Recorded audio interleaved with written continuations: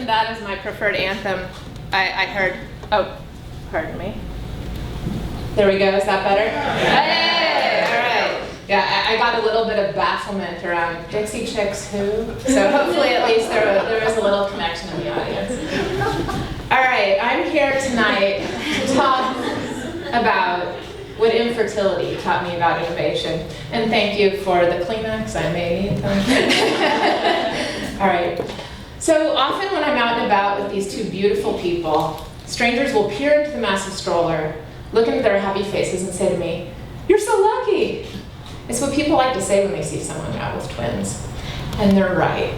I am lucky. Absurdly lucky. Unfairly lucky. But not quite how they think. This is a picture of me when I was pregnant, the first time.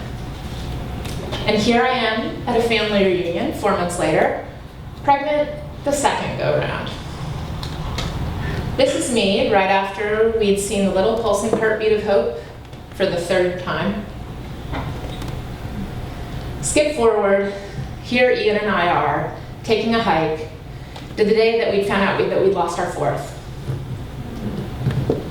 And here I am, 2 days before I realized that my fifth baby, the fifth life that I'd helped to spark and was trying so hard to grow, was never going to see the light of day. Phew. And drum roll, finally, that long four bump. After what ends up tallying to a 42-month gestation, that's enough time to birth 2 sperm whales and be well on your way to the third. These two little miracles, and I mean that word non-ironically, and in every dimension of its meaning, came into our lives. I am a multiple miscarrier. Great title, huh?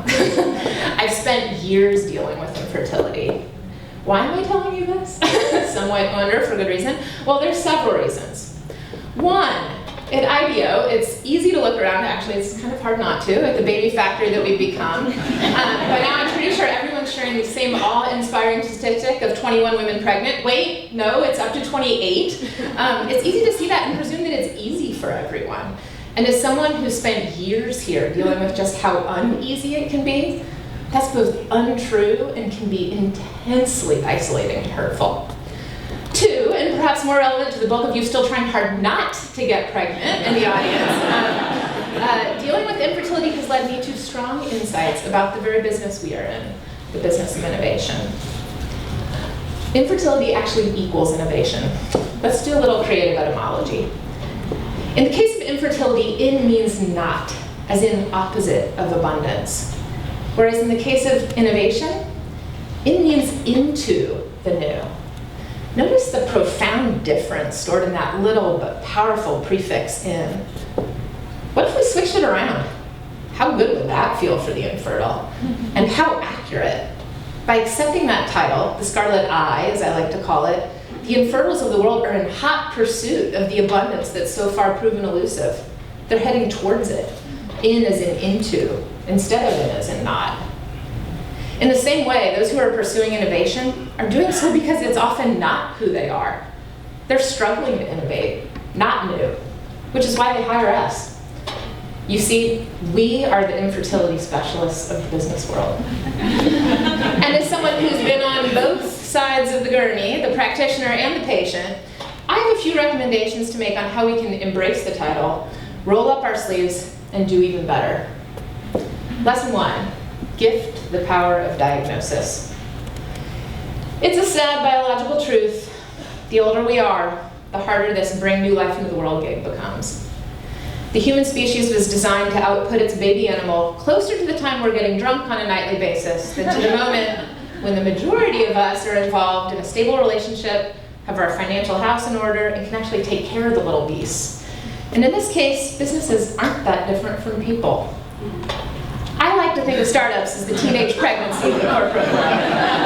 Hot, sexy, and immature, highly productive, dubiously parental. The big corporations, our client, established, stable, practiced, and professional, are often the best caretakers, the best places to steward and grow the new.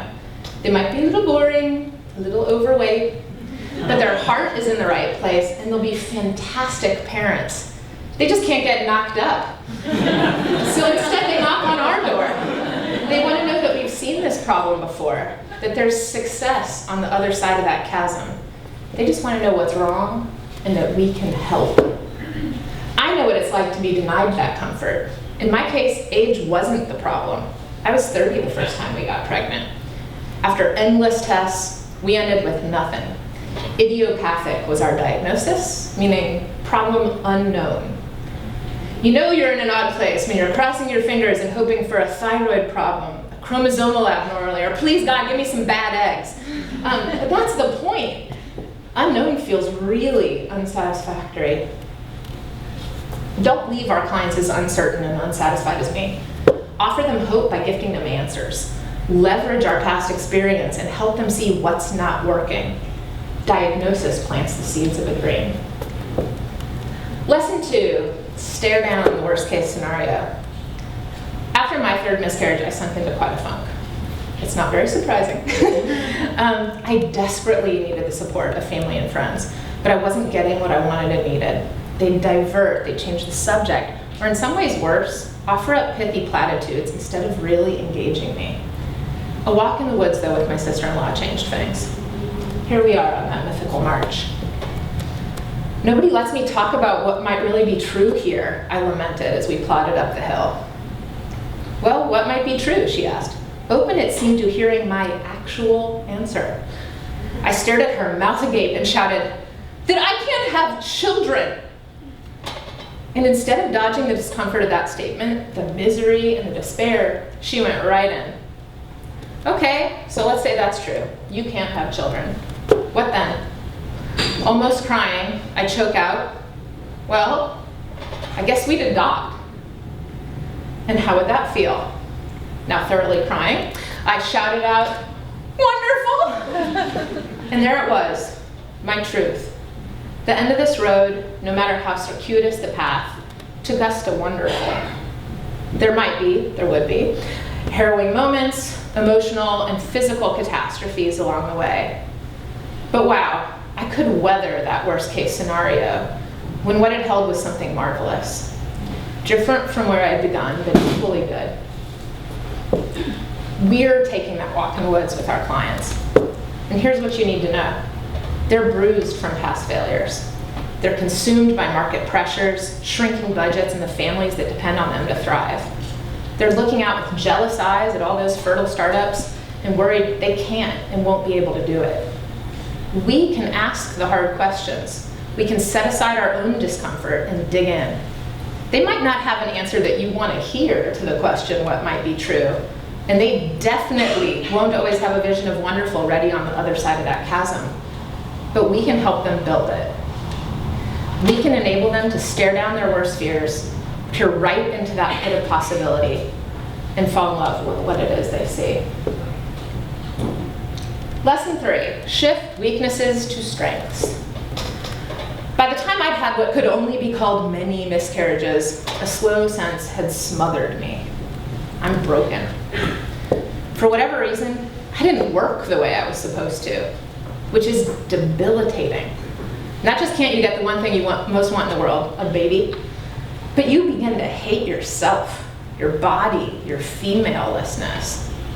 I spent a good amount of time wallowing in that self-destructive state, feeling bad for myself and bad about myself. I knew I needed an alternate explanation. And one day, it came to me. I don't have a broken womb. I have an Ivy League womb. Highly selective, only 10 to 15% acceptance rate. The stats were sitting right there to support it. Only 1% of all women are recurrent miscarriers? Well, hell, I've always been in the 99th percentile. Why should this be any different? The power of that reframe, from multiple miscarrier to highly selective, from broken uterus to Ivy League womb, brought me control and power over the situation. It stole back from me my sense of self. I needed to borrow that confidence to keep my head up and continue to persevere. The companies we help, those guys we work with every day, they're not perfect. And in case you didn't realize it, they know this.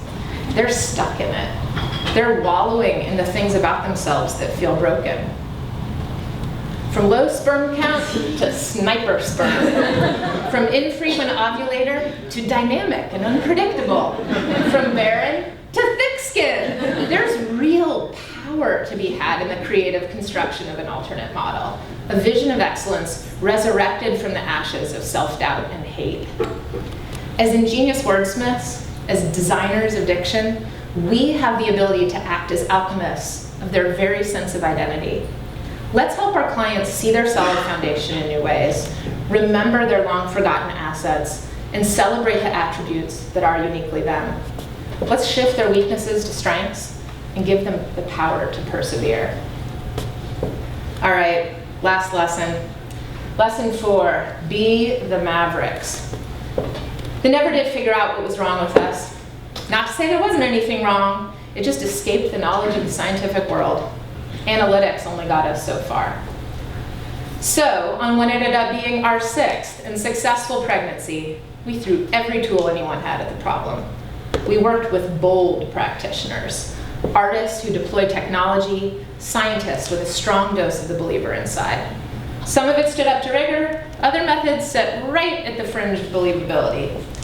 IVF, pre-implantation genetic diagnostics. They can tell if your DNA rocks or not when you're just an 8-cell mass. Unbelievable. Massive immune suppression, hormone injections, acupuncture, you name it. And that's who we need to be, what we need to do for our clients. Be practitioners on the cutting edge, willing to do what it takes to execute with excellence this job of infertility specialists that we've taken on. To get them that baby they long to love and nurture. We need to bring a wide arsenal to bear, from knowledge and precedent to belief and beauty, from well-proven methods to experimental edge. We have to be the artful experts, the edge case entrepreneurs. We need to be the mavericks that can speed up time, improve their odds, combine magic with science, and produce miracles.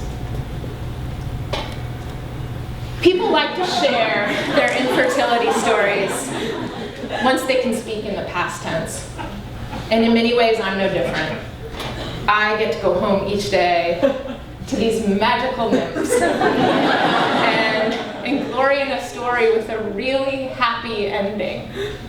But I've made a promise to myself that the experience and perspective gained would be more than just a success story, that it would matter for more than just me. So my hope today is that it adds a little oomph to what it is that you do.